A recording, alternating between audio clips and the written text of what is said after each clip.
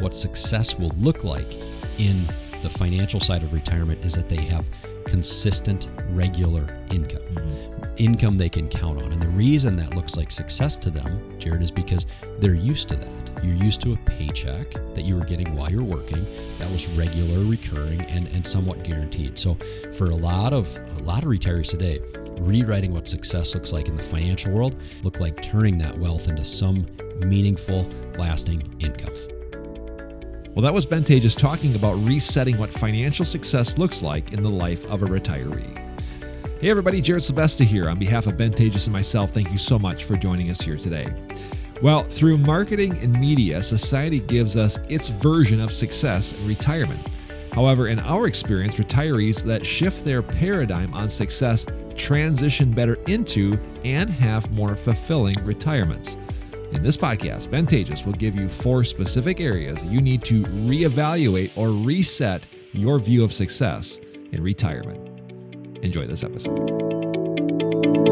All right, welcome back, folks. Jared Silvesta here. So glad that you're joining us on the podcast, Retire Repurpose, where we talk about a different way to look at, to analyze, and to consider your life in retirement. And we're going to have another show where we're going to challenge the status quo. And that's really kind of our MO here at Retire Repurpose, is really trying to kind of unwind, perhaps unlearn how society views retirement. And we look at it at a totally different way. So if you're new to the show, you'll certainly get a different vibe on what retirement's all about. And you're going to look at it from a completely different perspective. So we are so glad that you're joining us. If you want more information on our platform, on what we talk about, visit our website, retirerepurpose.com. You can find Ben Taatjes' book there, Repurpose, The Untold Story of Retirement in America. So go check that out at retirerepurpose.com. So we've been talking about resetting. Several shows ago, we talked about how to reset your table. What does that look like? Not only metaphorically, but also even in the physical, when there are major transitions in your life. And by the way, retirement is one of the biggest and most life-changing transition that you are going to experience in your life. We talked about resetting your expectations on your life. We talked about resetting your routine. Last week, we talked about resetting the way that you think.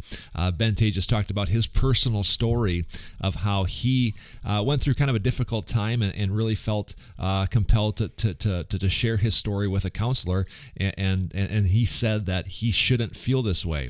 And lots of times retirees get that way. They have that feeling when they retire. Ben Taatjes joins me on the show now. And again, that's something that you've seen in your 20 years of experience, where people get into retirement, they expect one thing, and they feel something different. And I don't want to say they feel shame, but they feel or sense that something is off. And they maybe have said that to you in a number of ways, maybe even using those words, but saying, you know what, this was supposed to fulfill me. It hasn't. And why do I feel this way? Yeah, the big thing is I shouldn't feel this way. And you hear people say that. Certainly I did, when I was, had great success and things were going really well. And, again, my counselor said, you cannot help the way you feel. The first thing is accepting that and then looking at why. And for a lot of retirees, I think if they step back and say, well, why do I feel this way? Everybody's got a different answer to that. But a lot of what I hear coming up over and over is that, I thought that this season of life was going to look different. I expected it to, somewhat fulfill me. I expected it to fill that emptiness, whatever that was. And we've always said, and this goes for any stage of life, Jared, if you are unhappy prior to retirement, you will still be unhappy in retirement. The only thing changing is that you are not going to the office, during that 8 hours a day or whatever it is that you're working. Yeah, that's gone, but you're still the exact same person. Right. And I think too many times society tells retirees that this is a game changer. This is, you're going to be out there in your RV traveling all the time, and you're going to be, spending all this time with friends. It's just going to happen. And some of that stuff takes work, and some of that stuff, even if you get there, doesn't fulfill you, because we know that's not the key to lasting happiness. It is not things. It's not those things that we expect to do that. Yeah. It goes a lot deeper. I think you're at a point in your life where you are.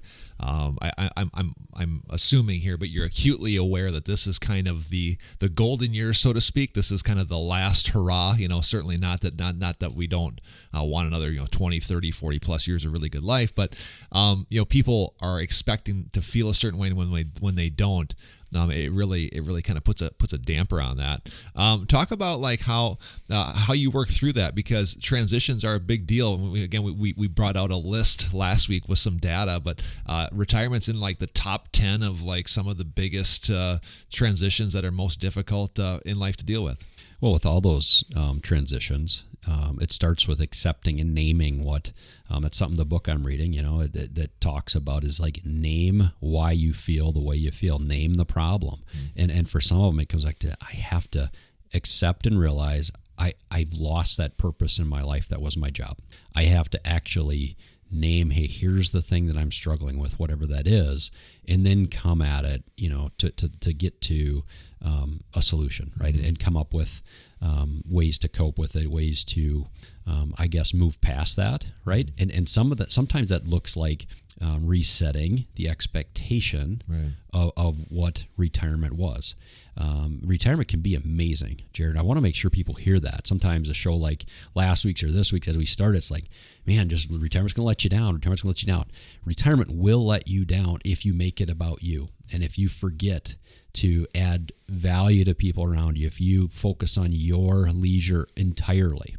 The best thing we've seen is when retirees can, realize that, yes, there is rest and relaxation, and that rest and relaxation is actually made so much better when they balance it out with some form of adding value to others, some meaningful activity, some meaningful work, some difference-making activity, whatever that is. Yeah. And that's really, I think, the secret to making retirement as fulfilled or as fulfilling as we see the society tell us it will be. Yeah. Resetting your routine, resetting your expectations. These are all topics we've covered in the last 4 or 5 shows. So make sure you go back on your favorite podcasting platform, find us wherever, subscribe, and make sure you listen to those shows, because again, retirement, major life transition. I mean, it ranks right up there with it was some like the top 10 biggest transitions that rock people, like death of a spouse, death of a child, marriage, birth of a child, all these major things. And retirement's right up there, not to suggest that it's good or bad. It's just, it certainly rocks people. If you're not aware of this and you don't, and you're not ready for it,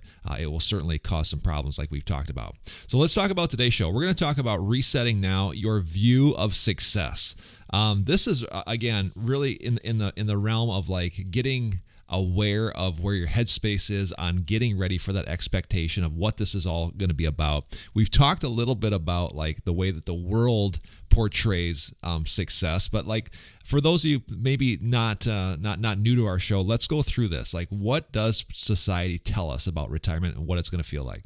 Well, Jared, I think society is going to tell us that, again, the permanent vacation is what you're looking forward to in retirement. They're marketing to you, right, in the financial services world, or the people that are talking most about retirement, which happens to be the financial world, that save, so that someday down the road you can start to enjoy life. Get away from work. Work's bad, right? So when they look at success for retiree, it's painted as a picture of somebody that is constantly on vacation. They're not working, so that means they must be on vacation. And that, I think, appeals to you and I in the middle of our working years the most, right? Get away from work. But what really I think we see in retirees is that when they get there, they don't want to vacation permanently. They want something different. And I think that's where we have to start in this discussion. We've always encouraged people to go Google retirement. Let me know what you come up with, and just do like an image search of retirement. And it's always the older couple laughing on the beach, on the yacht, snorkeling, drinking wine in Italy, which obviously nothing wrong with those things. But to your point, I think that really appeals to people in our age bracket who are in the meat, in the guts of our careers, working, probably raising children, not having a lot of time. And I've noticed that, Ben, the more I've gotten to know people closing in on retirement, even though they might be able to, lots of times they're like, I'm a little bit hesitant because they are kind of acutely aware that on the other side of this, if you pull work out of the mix, that's kind of the thing that's keeping them ticking in a lot of ways. And so for some people, it's like they kind of know this in the back of their mind. Yeah, and there's a ton of people, Jared, that are working not for the paycheck. I mean, in fact, a lot of people that, certainly we work with, and a lot of people in that age group are working because they actually enjoy their job. I mean, isn't that something, how much more fun work becomes when you're not necessarily, you don't have to be there. It's a choice. We hope that for more people, that they want to go to work. But what I see is when clients get to that point where they choose to go to work, not because they have to, they want to, it does get harder to leave, and that's okay. Right. Too many times we're like, well, you're in that age group, right? You're 65, whatever, you should retire, you should get out of work. And it isn't always the case.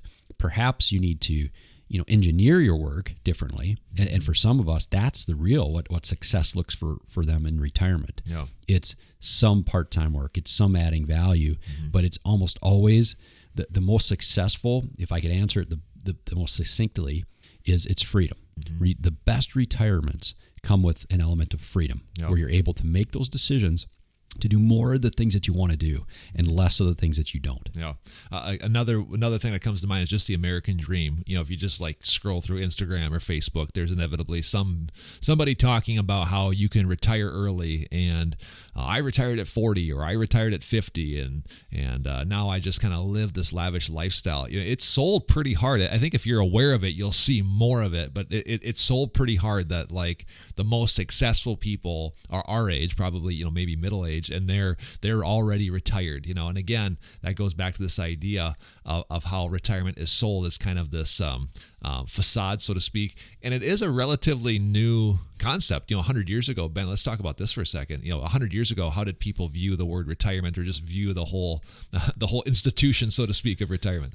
Yeah, back then, Jared, if you mentioned the word retirement, it was like you're old, like the best years are behind you, not in front of you. And I think that's been a significant shift, again, in the last, what you said, the newer last 100 years, when now it's looked at far more positive. And it can be. It can be a very, very positive thing. And that's what we want to make sure people see. You said in your book, there was something to the effect of, back then it was like you were too old to work but too young to die, or something like that. Explain that mantra. Yeah, it's a thought that it's almost like you're in a role-less role. And I think one of the authors I quote in the book is you're just kind of stuck, right? You're not being impactful to society. In fact, most people want you out of the workplace, right, but yet you're not ready to be done with your life. So you're not past life, but I think it's this window where people are like, we got to do something here. And I think for many retarees, they were stuck. Yeah. And that's a tough spot to be, right, Jared? I think it's a tough spot to feel that way. Certainly, I'm not saying all retirees feel that still today, because of course there are great roles for retirees. There are amazing retirees out there doing so much good, but I think it starts with kind of rewriting and kind of resetting that idea of what is success for those retirees. Yeah, and again, once we got into the 1960s, we had the induction of retirement communities, so that changed the face of retirement for a long time. And again, for those of you listening to us, that's you when you were children, and certainly your parents' age. And so again, this is like a one-generational change that has happened very abruptly here in the last generation. So let's talk about what segments of our life, when it comes to success, do retirees need to reset? We've got a couple of them on the list. Where do we start? Jared, I think it starts with financial goals. So I think it's a mindset. What does success mean in your financial world for a retiree. And I'm talking to most retirees here. Certainly not, some retirees are just going to be of that age group. They still want to amass wealth, and that's still very much part of their life. I mean, you think of Warren Buffett. I mean, success for him, of course, has meant like 90+%. It's between 90 and 99% of his net worth came after the age of 65. Okay. Wow. So I'm not going to sit here and say that somebody at 65 has to completely shift from amassing wealth and move into just creating income. But for the average retiree, most Americans today, what success will look like in the financial side of retirement is that they have consistent, regular income, income they can count on. And the reason that looks like success to them, Jared, is because they're used to that. You're used to a paycheck that you were getting while you're working that was regular, recurring, and somewhat guaranteed. So for a lot of retirees today, rewriting what success looks like in the financial world, it probably will not look like amassing more and more wealth, but instead look like turning that wealth into some meaningful, lasting income. You've talked about that mindset shift of for 30, 40, maybe 50 years. It's building, saving. Then the switch has to go off, and you have to turn that into spending. Not to say that you can't save and continue to grow, but like help people out. Like what can you tell people to like prepare them for that mental shift that needs to take place that they may not be ready for? I think simply put, if you don't spend your money, your kids will. Jared, I think they need to look at it that way to some extent. And for some of them, they're fine with that. They're fine saying, okay, I'm going to continue to build wealth so that someday, and only not just use that wealth and draw it down, but they're going to pass all that wealth on to their kids. They're just going to live on the income. That's a pretty common mindset for retirees today. Yeah. And that's okay, but then they have to be preparing their children to receive and steward that wealth better, right? So I think that's a key component there. Yeah. It's okay, but they just have to shift how they look at they look at their money and what success means in retirement. 100%. Another thing that needs to be reset on their level of success or how they view success is time management. This is a big one. Yeah, I think time management, Jared, I mean, when we're working, right, it's like every single second is accounted for, it feels like. It's to get the most out of my day, I've got to, plan every minute out every time. And I think that'll change. And some of the beauty of retirement is that you do have freedom to make better decisions, easier decisions. Like, hey, I can make time for this and that, right? And you're able to, but I think the true success, you own your day. Your day doesn't own you. It doesn't just happen to you. You're able to still set some meaningful goals to, quarterly goals. And we've talked about on the show before, like daily things that are engineered into your day. True success with time management does not just mean I just don't know what day it is, right? True success is that you are deciding ahead of time, like I'm going to accomplish things. I'm going to be, I'm still going to be intentional with my time like I used to be, but I'm going to have more freedom in those decisions. Yeah, and I think getting out ahead of it, being proactive, you control your time, not your schedule or lack thereof controlling you is a huge piece of that. We've done other shows where we've talked about this, but really studies show that retirement, albeit it is sold as like now all of a sudden it's endless vacations and you're just playing golf and it's all fun all the time. The reality is that all it did was really give you back about 8 to 9 hours of life back. And what people do with that really dictates whether this goes really well or it just kind of falls into a miss, so to speak. Talk about how people should maybe start to utilize that or can get ahead of that to best utilize that 8 or 9 hours a day. Yeah, it starts with engineering your day, right? I mean, it starts with saying each day, each week, each month, each quarter, each year has certain things in them, right? And that's, I think, the very best people at time management, in their career do that as well, right? So that shouldn't change in retirement. That needs to continue and take grasp of each day. I think it's easy to see that your days you have less of them ahead of you. Right. And I think people that really struggle in retirement are people that are like, yeah, I'm letting my time get away from me. I'm kind of wasting it away. I don't remember what day it is. I don't remember, what did I get done this week, right? And I think that causes more of that problem. So again, managing your time, still like you did to some extent while working needs to be, that's how you succeed in retirement. Yeah, 100%. I love that. Purpose and fulfillment. Again, talk about the difference between how we view purpose, where we get it from while working, and how we need to kind of change and reset that I don't know, maybe expectation or how we view success in retirement. Jared, whenever you're talking to somebody pre-retirement or of any age and you're trying to get to know who they are, what's the question you always ask? What do you do? Yeah. So you sit in these conversations. What do you do? What do you do? And I'm a teacher. I'm a farmer. I'm a businessman. I'm whatever, right? I think success for a retiree in purpose and fulfillment needs to look a lot like, who are you, right? And we should answer those questions today when you're trying to get to know somebody with way more than what we do.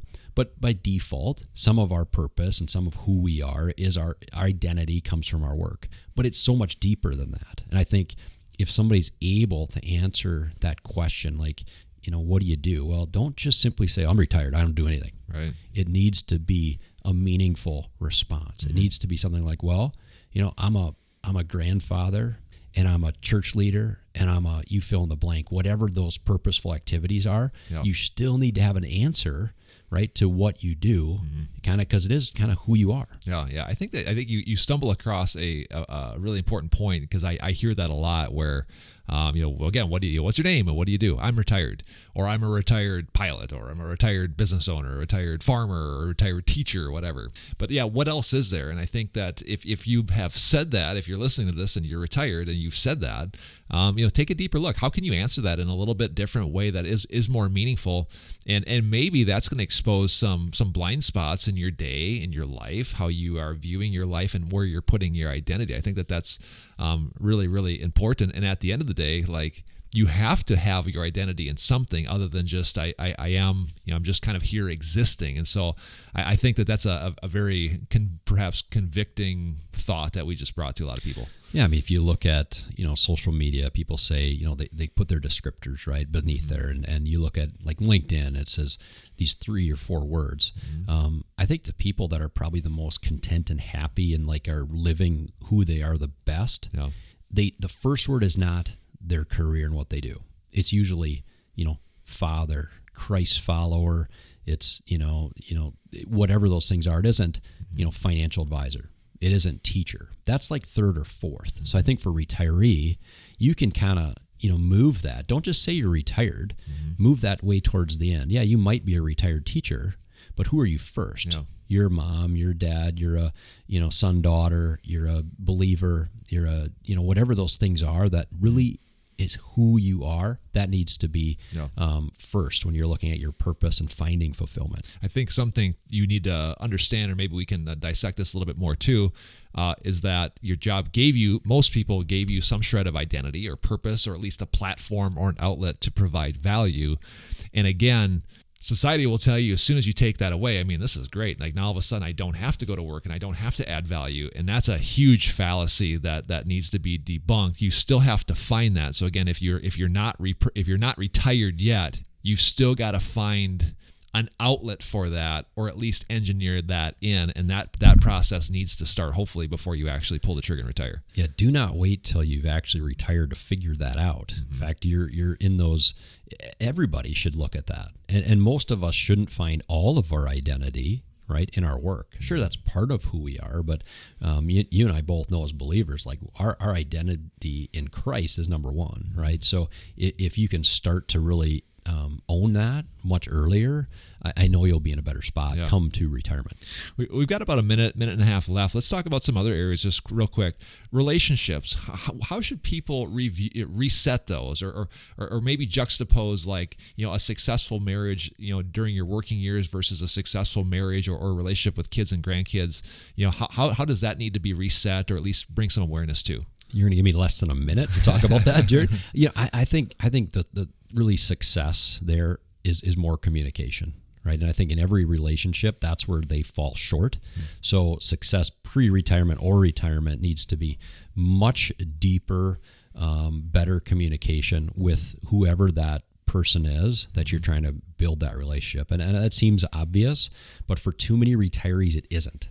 You start to go off on your own way, as your careers develop. And then by the time you retire, you're so far apart, coming together is very, very challenging. So I think just recognizing that and then really boosting, the expectation of, hey, we have to communicate now more than ever. I think also too, adding value. Talk about that. Just kind of take us out of the show here with that. But adding value should be at the top of the priority list, so to speak. Would you agree? It should be, and it's not as easy when you're retired as it was pre-retirement. Because adding value, when you're part of a team, when you're in the workplace, you can kind of see it right away.